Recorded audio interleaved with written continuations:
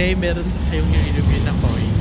It's a Malaysian coin and Australian coin as well. Sa mga nagtatanong dyan kung kailan ako ulit bibili ng coin, as of the moment kasi medyo busy. Then in the future ibabalik natin yung collection. Okay, but as of the moment review lang muna tayo. So I have this coin. I got it from Malaysia. So this is 20 cents. It's ito pa. Para siyang you can see that. 20 cents siya, Malaysian coin. And then para siyang $2 ng Australian coin. Ang pinagkaiba nitong dalawa is actually the same sila na size. Mas mataba lang to, mas thick lang tong Australian coin compared to the Malaysian coin.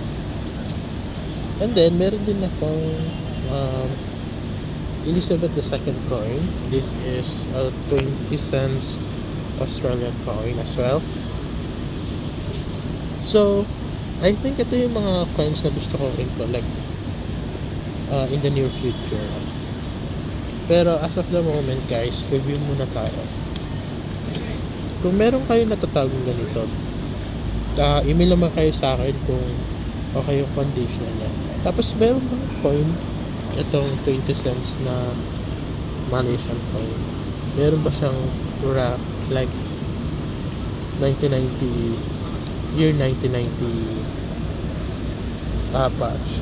Because this was yung 2020 patch. So I'm looking kung merong older patch nito coming to completion. I'll gonna think about it. But send me kung meron man. Send kayo dun sa email ko. Dito din sa $2 Australian coin. I think $2 Australian coin was made here. There's no date. Yeah, there's no date for this one. But let me know guys kung meron kayong possession ng $2 Australian coin at as well ng $20. See, it's 20, and $2. Pero itong dalawang ito ay magka-value sila. Magkaiba lang ng currency.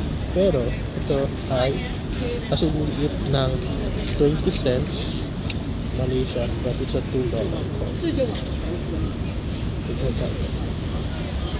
So message kayo sa akin kung alam nyo ba kung merong mas booming edition nitong 20 cents coin, $2 coin, kung meron kayo. Let me know, send me inbox PM.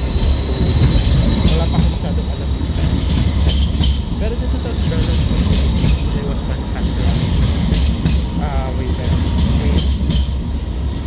So okay, and like, magpapadicash tayo soon ng mga lawyer subscribers, sa mga nag-email sa akin yan. Chill lang kayo, soon magkakulik ulit tayo, and then magpapadicash tayo soon din. Just message, okay? Just message din. That's all. Bye bye guys, here in Australia. Bye bye.